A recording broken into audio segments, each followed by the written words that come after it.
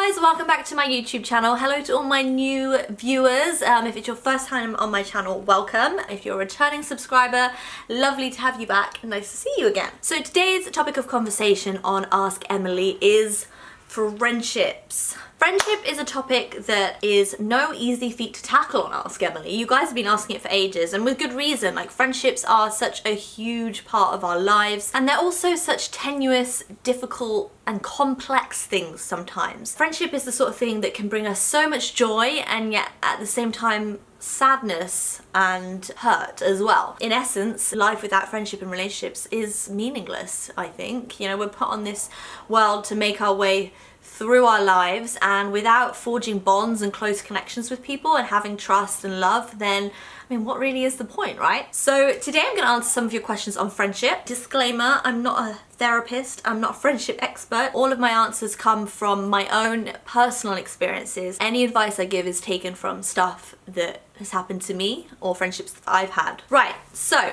as always, I put out a question box on Instagram and you guys submitted all of your friendship questions, so I am just gonna go through them now and tackle them head on as they come up. But before I do start, I think I'm just gonna sort of summarize, in essence, what friendship means to me. I mean, I think friendship can mean different things to different people, but I think at the crux of all friendships, true good friendships, you know, we have trust, loyalty, often love, and support. Not all friendships have all of those things. Like, friendships come in all different shapes and sizes, and it's about knowing what works for you and what you need, and also what you can give back. Like most people in life, I've had friendships come in and go, ones that end sadly or in anger, ones that just kind of fizzled out because nobody was really interested anymore. Also, I've been dumped as a friend. I mean, who hasn't? I've been dumped, I've dumped people. It's awkward and nobody wants to go through it, but it's life, it happens. We move on. At the end of the day, we need to look after ourselves and give ourselves what we need. So with all that said, let's jump in. Somebody submitted a question saying, do you think men can have stronger friendships than women?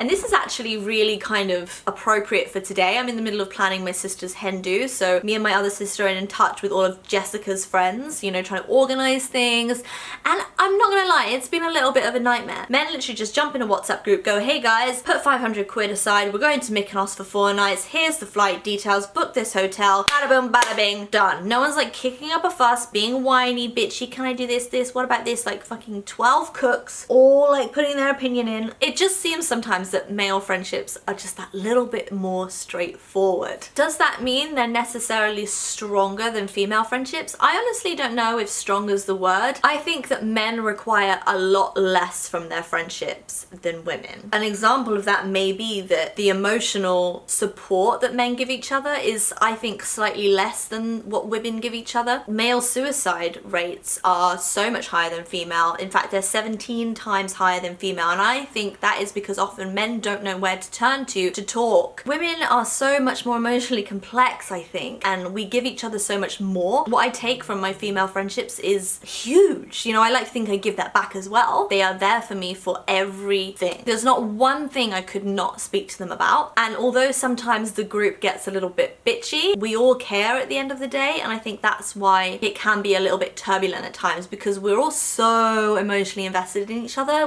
My friendship group, we've been friends now for going on 5-6 years. We're so emotionally invested in each other's lives that there's always going to be a little bit of turbulence along the way, you know? Anything anyone says can have a greater impact, whereas men, I feel, they can like almost emotionally remove themselves. Somebody wants to know my stories about fake friends from work. I think when I was younger, making friendships at work was something that was really important to me. I think when you're first starting out in the workplace, it's really important to you to make friends. And when I say friends, I mean people that you can trust and you would confide in and that would support you through anything. As I got older and I was consistently let down by people that I thought were my friends in the workplace, I realized that actually you do not need to have real friends at work. Your colleagues are your colleagues for a reason, I think. It's not to say that a lot of friendships can't actually happen outside of work and develop into something a lot more deeper and meaningful, but for me personally, I've never really found someone that I've worked with that I would fully trust and would have my back. I can think of many times throughout my career when people have let me down, or I've gotten in trouble and they've not not had my back, whether it's on like something, a piece of work that goes wrong, client feedback, like I've taken the blame, you expect them to be there for you, but really it comes down to work politics and they're protecting their career because that was what they had first before your relationship. When I left my last job, it was not on very good terms. Story time. Before I did this, I was working at a fashion photography agency looking after hair and makeup artists. My director was only a year above me, so we were very, very close in age. I really felt like we had a friendship. And then she ended up pushing me out of the company. They ended up fabricating a lot of stuff about me and put it into a document, which in essence pushed me out of the company. Now, don't get me wrong, it was the best thing that ever happened to me. Thank you very much if you do end up watching this. I thought she had my back and she was my friend, but really when it came down to it and she was having people above her say, we're not happy with X, Y, and Z, she looked at me as more of a chess piece in the situation and decided to knock me off the board. Rather than having a human aspect to it or friendship, it was just brutal in essence. That for me was the last time I had colleagues, because now I work for myself, I'm freelance. It has honestly taught me a massive life lesson that you should never fully really invest in friendships in work unless you have something really genuine going on outside of work. So this is one that I assume will apply to many. It doesn't actually apply to me. I'm just gonna kind of do my best with this one. I'm at a stage where I'm single and all my friends are getting engaged, having babies and smashing their careers. Nobody likes to feel left behind. Wouldn't it be ideal if we all got married, engaged, bought our first house, got promoted, had our first children together? Like, it would just be great. Wait, no it wouldn't. It would be awful because your moment is your moment and you don't want anyone else coming in on that. But imagine if you all got engaged at the same time. That would be fucked. Not to mention expensive, like all the hen dos. I understand a lot of women feel like they're in this position, especially as they get towards their late 20s, early 30s. It does seem like everyone's ticking those boxes, getting the house, getting the dog, getting the ring, whatever. And I understand that it can be hard to feel like you're progressing with your life and your own choices. Like I said, everyone goes at different paces, and that is what is so good about life. Like, you don't want it all happen at the same time. That would be a nightmare. When it happens, and I know this is advice it's like hard to take on because it involves you not solving the problem so much as looking inwards and having a talk to yourself. Why do you feel that way? Why do you feel like everyone's progressing through this checklist and you feel left behind? I think it would be important to sit back and list out the things that you've achieved. We don't need a ring on our finger to feel like we've accomplished something. Yes, it's a nice life milestone to hit, but you will hit it. It's just not happening right now. And if you forced anything like that, it would only lead to like bad situations further down the line. What achievements have you done that makes you feel good? What have you accomplished? What's something you're proud of? There'll be things that you have that they don't have. Comparison robs us of joy. Somebody's asked me, how do you phase someone out who makes you feel shit but is part of your wider group? I think everyone's experienced this at some point when they're in a group of people, and you naturally will always gel more with other people in the group. So if someone's making you feel shit or you feel like they're a toxic friend, it can feel really difficult to remove that person from your life without the support of the wider group, which in essence could seem a little bit like bullying in a way and kind of harsh. Just because you don't get on with this person doesn't mean someone else in the group doesn't get on with them. I mean, speaking from experience, I think maybe you should speak to someone you feel confident confiding in within the group, someone that you're maybe closer to, see how they feel about your situation. Have they experienced it themselves? Is it a wider problem within the group, or is it really just confined to your relationship? I would also think, ask whether or not you've sat this person down and told them how you feel. I mean, before you go kicking people out of a group, I feel like talking to them one-on-one is always really valuable. And although it feels scary and like the person might feel like they're being ganged up on a bit, and obviously it's emotional for you because you feel like you've been hurt as well by this person, definitely a one-on-one conversation is preferred before you go kicking people out of the group. And if the rest of the group is fine with them, they don't really want to get involved, they feel like this is your issue, then maybe speak to someone that you're closer to, get them to have a word. Or maybe, and it's kind of a last resort, you do just distance yourself from them. Start talking to your friends in direct message chats rather than a group chat on WhatsApp. Start making plans with 2 or 3 people in the group. If she cares at all and notices that you're not like maybe interacting with her as much, then she will say something and maybe that will open the conversation again. But if she's not responsive and doesn't really feel like she's doing anything wrong, or maybe it's just a matter of like you really don't get on, if you're an adult, then it's just something you need to tolerate. Make those plans with those friends that mean something to you, those friends that make you feel good about yourself, as long as you're not hurting other people. If she feels hurt by your rejection, or maybe like you're ignoring her a little bit because you're having friendships outside of the larger group, then,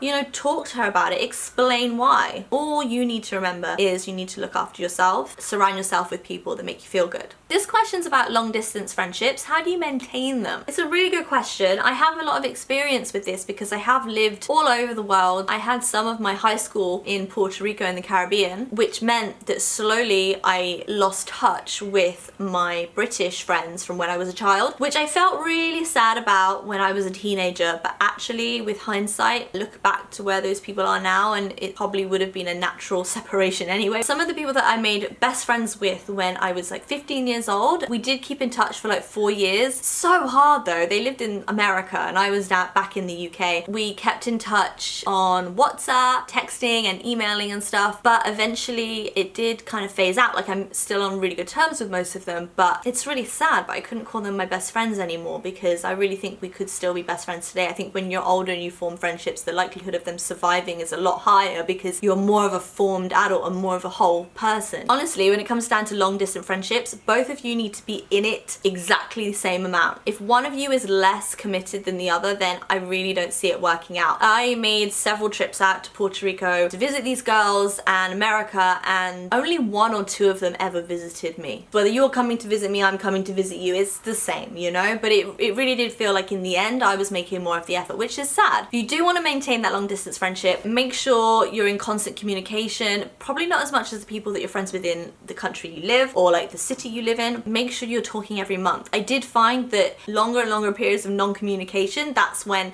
the relationship started to break down. You need to be talking to people at least once a month, depending on where they are in the world. Just remember, if you want to keep a long distance relationship going, everyone needs to make an effort. And that's when it really works. I've had lots of questions about people moving to new cities, how to make friends in new cities when you're new and you don't really know anyone. The sad truth about making friends in new scenarios, and I've done this, like I said, I've moved schools before and had to start from scratch in a new country, and this is the reality. You're gonna take whatever you can get in the beginning. Eventually that might end up hurting people further down the line, but in essence, what else are you gonna do? If someone at work is interested in going out for a beer, they might not necessarily be someone you would pick as a close friend. Just say yes, because friends lead to friends, lead to friends, lead to friends, and then eventually you might find your people, you know? Don't be afraid of getting the ball rolling with someone that maybe you wouldn't have initially taken an interest in, but if they seem keen to like hang out, chat a little bit, do some fun shit, you know, go to a bar, maybe you get introduced to their wider friendship, or you meet someone there that has a similar interest to you, and then that leads to an actual genuine friendship. Just take the opportunities. There's always going to be someone in any scenario that will take an interest in you. They might not seem like the person you really want to be friends with, but like I said, and it seems kind of harsh, but it's the reality of life. Take the friendship, go on the friend date, meet new people. If you find like it's not really working with that person that you initially were with, like, don't feel like you need to keep being their friend. Like, just move on. It happens to all of us. We all get dumped sometimes. We're all kind of used.